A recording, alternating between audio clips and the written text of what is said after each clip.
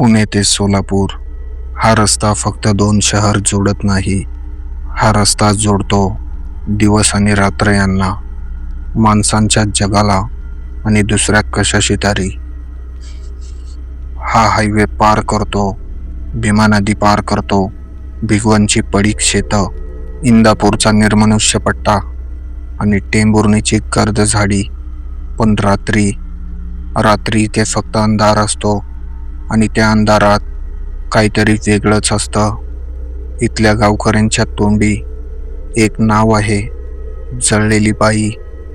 Truck driver, खाजगी बसचे चालक, रात्रीचे प्रवासी सगळेच तिच्याबद्दल कुजबुजतात. ती रस्त्याच्या कडेला उभी असते, तिच्या अंगावरचं कापड जळून गेलेलं असतं, तिचे हात पसरलेले असतात, जणू काही मदत मागत असते. पण जो कोणी गाडी थांबवतो तो परत कधीच सापडत नाही. ही कथा आहे सागर पाटील या ट्रक ड्रायव्हरची, ज्याने एका अमावस्येच्या रात्री हा रस्ता पार केला आणि जे काही अनुभवलं त्याने त्याचं संपूर्ण आयुष्य बदलून गेलं. ही कथा सागरच्या प्रत्यक्ष अनुभवावर आधारित आहे, ज्या आठवणी आजही त्याच्या मनात ताज्या आहेत. आणि तो म्हणतो, त्या रात्री मी जे पाहिलं ते कोणीही पाहू नये. जर तुम्ही या चॅनलवर नवीन असाल आणि या भयान अंधारात एकटे राहू नये असे तुम्हाला वाटत असेल तर लगेच आमच्या चॅनलला सबस्क्राईब करा आणि बेल आयकॉन दाबा. पुणे सोलापूर हायवे म्हणजेच राष्ट्रीय महामार्ग 65 हा रस्ता आहे सुमारे 250 किलोमीटर लांबीचा. दिवसा हा रस्ता गजबजलेला असतो. ट्रक, बस, खाजगी गाड्या, शेतकऱ्यांच्या बैलगाड्या. पण सूर्य मावळला की हा रस्ता ओस पडतो. विशेषत भिगवण ते टेंभुर्णी हा 65 किलोमीटरचा पट्टा. इथे पथदिवे नाहीत, ढाबे फक्त ठराविक जागी, आणि मधल्या भागात तर 30-40 किलोमीटर काही नाही, फक्त शेत, झाडी आणि रस्त्याला लागून असलेली भीमा नदी. या रस्त्याचा अपघातांचा इतिहास फार जुना आणि भयानक आहे.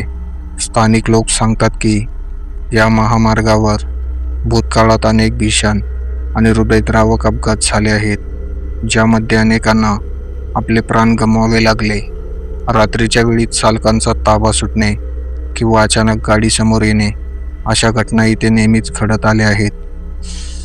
पण गावकरी सांगतात की या सगळ्या अपघातांचं एकमेव कारण नाही. ते म्हणतात की या रस्त्यावर एक बाई असते. ती रात्री एकटी रस्त्याच्या कडेला उभी, तिचं अंग चळालेलं, तिचे केस विस्कटलेले आणि तिचे डोळे म्हणे आगीसारखे लाल. जो कोणी तिला पाहतो त्याला गाडी थांबवावीशी वाटते, कारण ती मदत मागत असते. पण जर तुम्ही गाडी थांबवली तर ती तुमच्या गाडीत येते आणि मग परत काहीच उरत नाही. सागर पाटील हा एक ट्रक ड्रायव्हर होता. वय वर्ष 34, मूळचा सोलापूरच्या मोहोळ तालुक्यातला. गेली 12 वर्ष तो ह्याच रस्त्यावरून जात होता. कधी पुण्याला जायचं, कधी सोलापूरला यायचं. त्याला हा रस्ता पाठ होता. पण ऑगस्ट महिना 2024च्या रात्री जे घडलं त्याने सागरला हा रस्ता कायमचा सोडायला लावला. ती रात्र होती अमावस्येची. चंद्रही नव्हता आकाशात. सागर पुण्याहून निघाला होता. रात्री 11 वाजता त्याच्या ट्रकमध्ये सिमेंटची पोती होती. सोलापूरच्या एका बांधकाम साईटवर डिलिव्हरी द्यायची होती. सकाळी 6 पर्यंत पोचायला हवं होतं. सागर, आज जाऊ नकोस रे रात्री, बायको म्हणाली होती. का ग, अमावस्या आहे आज आणि तुला माहिती आहे ना त्या हायवेबद्दल. सागर हसला होता. तुझ्या गावाकडच्या कथा आहेत त्या. मी 12 वर्ष हा रस्ता वापरतो, काहीच नाही. तो निघाला, पुणे सोडलं, हडपसर पार केलं, लोणी काळभोर मागे टाकलं, भिगवणच्या पुढे आला तेव्हा रात्रीचे 12:15 वाजले होते. भिगवणच्या ढाब्यावर त्याने चहा घेतला. ढाब्याच्या मालकाने विचारलं, पुढे जाणार का रात्री? हो, डिलेव्हरी आहे सकाळी, जरा सांभाळून जा, पुढे 40 किलोमीटर काही नाही. आणि तो थांबला. आणि काही नाही, जा, पण रस्त्यावर कोणी भेटलं तर थांबू नकोस. सागरला हसू आलं, पण त्या माणसाच्या आवाजातल्या गांभीर्याने त्याला थोडं अस्वस्थ केलं. तो पुढे निघाला. ट्रकचे हेडलाईट रस्ता उजळत होते. दोन्ही बाजूला उसाची शेतं, माणसं एवढी उंच, रस्ता सुनसान. समोरून एकही गाडी येत नव्हती, मागूनही कोणी नव्हतं. सागरने रेडिओ लावला, पण सिग्नल येत नव्हता. फक्त खरखर आवाज. आणि मग त्याच्या ट्रकची लाईट अचानक मंद झाली, फक्त एका सेकंदासाठी. पण सागरला जाणवलं. त्याने डॅशबोर्डकडे पाहिलं. सगळं नॉर्मल होतं. बॅटरी ठीक होती, इंजिनचा आवाज नॉर्मल होता. काय चाललंय हे, तो पुटपुटला. आणि तेवढ्यात रस्त्याच्या डाव्या बाजूला हेडलाईटच्या उजेडात सुमारे 200 मीटर पुढे त्याला काहीतरी दिसलं. एक आकृती रस्त्याच्या कडेला उभी. सागरने वेग कमी केला. ट्रक हळूहळू पुढे जात होता. ती आकृती जवळ येत होती. 150 मीटर, 100 मीटर, 50 मीटर. ती एक बाई होती, पांढरी साडी नेसलेली, तिचे केस विस्कटलेले. तिचा एक हात वर होता, जणू लिफ्ट मागत होती. सागरच्या काळजाचा ठोका चुकला. इतक्या रात्री इथे एकटी बाई. त्याने गाडी अजून मंद केली. आता ती फक्त 20 मीटर दूर होती. आणि मग हेडलाईटच्या पूर्ण प्रकाशात ती आली. सागरच्या तोंडून किंकाळी फुटली. ती बाई, तिचं अंग जळालेलं होतं. तिच्या साडीचे तुकडे त्वचेला चिकटलेले, तिच्या चेहऱ्याची कातडी विरघळलेली. तिचे ओठ नव्हते, फक्त दात दिसत होते. आणि तिचे डोळे लाल होते, आगीसारखे, जणू आतून काहीतरी जळत होतं. आणि ती हसत होती, एक विचित्र बेसूर हसू. सागरच्या हातातून स्टेअरिंग सुटलं. ट्रक रस्त्यावरून घसरला. त्याने ताबा मिळवायचा प्रयत्न केला, ब्रेक मारला.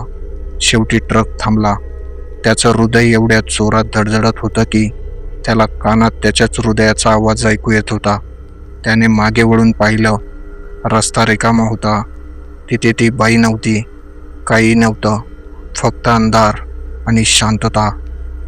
थांबा, पुढे काय झालं हे ऐकण्यापूर्वी जर तुम्ही खरोखर या भयान प्रवासात सागरच्या सोबत राहू इच्छित असाल तर आता सबस्क्राईब बटन दाबा, कारण पुढे जे ऐकणार आहात ते तुमच्या कल्पनेच्या पलीकडचं आहे. सागरने स्वतःला सावरलं. माझा मेंदू मला खेळवतोय. इतक्या रात्री जागं राहिलो म्हणून तो स्वतःशीच बोलला. त्याने पाणी प्यायलं, गाडी स्टार्ट केली आणि पुढे निघाला. 5 मिनिट झाली, 10 मिनिट. सगळं सामान्य होतं. हो, माझं डोकं फिरलं होतं. तो हसला.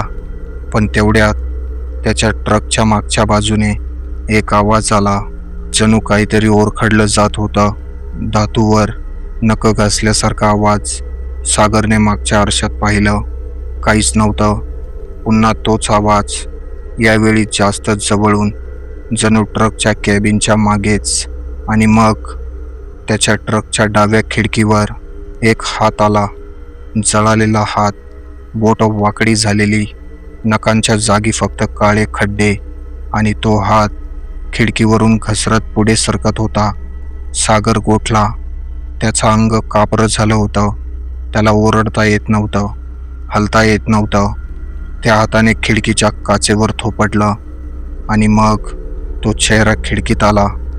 तोच चेहरा, जळालेला, वितळलेला, तेच लाल डोळे, तेच भेसर हसू. पण यावेळी ती बोलली, मला मदत हवी आहे. तिचा आवाज जमिनीखालून येत असल्यासारखा होता, घशातून नव्हे तर कुठून तरी खोलवरून. माझं बाळ कुठे आहे? सागरने डोळे बंद केले. देवाचं नाव घेतलं. ॲक्सिलेटरवर पाय दाबला. ट्रक भरधाव पुढे गेला. पण तो आवाज अजूनही त्याच्या कानात घुमत होता, माझं बाळ. सागरने 100चा वेग गाठला. त्याचे हात थरथरत होते. घामाच्या धारा वाहत होत्या. हे खरं नाहीये. त्याने मागच्या आरशात पाहिलं. ती बाई ट्रकच्या मागे हवेत तरंगत होती आणि ती ट्रकच्या बरोबरीने येत होती, 100च्या वेगात. तिचे पाय जमिनीला टेकलेले नव्हते. तिचे केस हवेत उडत होते. तिची साडी जळत होती, पण ती आग तिला चालत नव्हती. ती आग, ती तिचाच एक भाग होती आणि ती हसत होती. तेच भेसर हसू. सागरने अजून वेग वाढवला. 110, 120, पण ती मागेच होती बरोबरीने. आणि मग तिने तिचे दोन्ही हात पुढे केले, जणू काही तिला ट्रक पकडायचा होता. सागरला वाटलं आता संपलो, पण तेवढ्यात समोरून एका ट्रकचा हॉर्न वाजला. प्रकाशाचा झोत सागरच्या डोळ्यात गेला. त्याने चकित होऊन स्टेअरिंग फिरवलं. समोरून येणारा ट्रक कसाबसा बाजूने निघून गेला. ड्रायव्हरने शिव्या दिल्या. सागरने आरशात पाहिलं. ती बाईक गायब होती. रस्ता रिकामा होता, पण त्याच्या गळ्यावर काहीतरी गरम जाणवलं. त्याने हात लावला. रक्त. त्याच्या गळ्यावर ओरखडे होते, 5 बोटांचे, जणू चळालेल्या नखांनी ओढलेले. सागर पहाटे 4 वाजता टेंभुर्णीच्या एका ढाब्यावर पोचला. त्याची अवस्था पाहून ढाब्यावरचे लोक जमा झाले. त्यांनी त्याला पाणी दिलं, चहा दिला. तिथे एक म्हातारा बसला होता. त्याने सागरकडे पाहिलं आणि विचारलं, दिसली का तुला? सागरने मान हलवली. जळलेली बाई. सागरने पुन्हा मान हलवली. म्हातारीने दीर्घ श्वास घेतला. बस, सांगतो तुला. 20 वर्षापूर्वीची गोष्ट आहे. एक बस पुण्याहून सोलापूरला चालली होती. त्यात ती आणि तिचं कुटुंब, 30-35 पाहुणे. तिचं नाव होतं सावित्री. भिगवण आणि इंदापूरच्या मधल्या एका वळणावर त्या बसचा ॲक्सिडेंट झाला. समोरून येणाऱ्या टँकरने बसला धडक दिली. बस पलटी झाली आणि म्हातारा थांबला. आणि पेट्रोल टँकर होता तो. बसला आग लागली. सगळे जळून गेले. पण त्या सावित्रीची अवस्था सगळ्यात भयानक होती. ती जिवंत जळाली. तिला वाचवायला कोणी जाऊ शकलं नाही.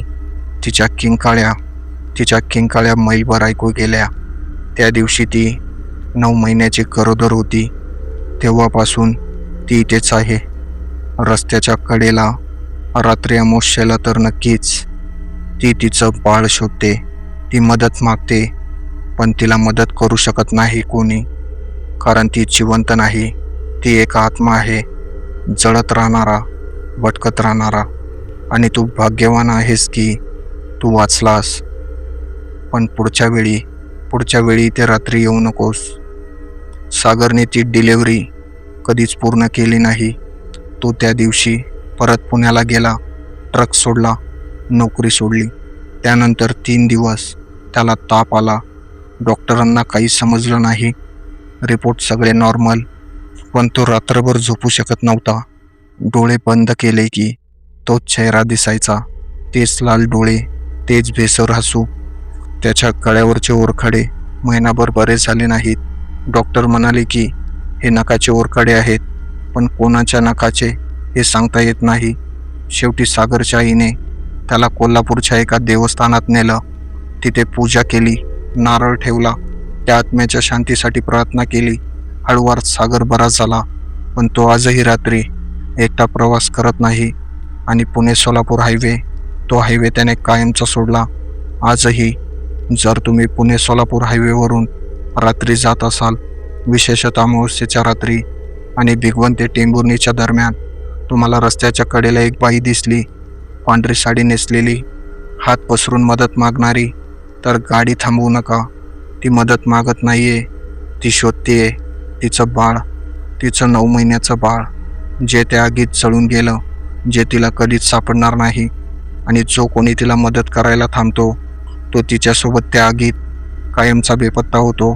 ही कथा फक्त एक कथा नाही, हा एक इशारा आहे त्या रस्त्याच्या, त्या अंधाराचा आणि त्यात जळत राहणाऱ्या आत्म्याचा. पुढील धडकी भरवणाऱ्या भयकथा तुमच्यापासून दूर राहू नये म्हणून आताच बेल आयकॉन दाबा.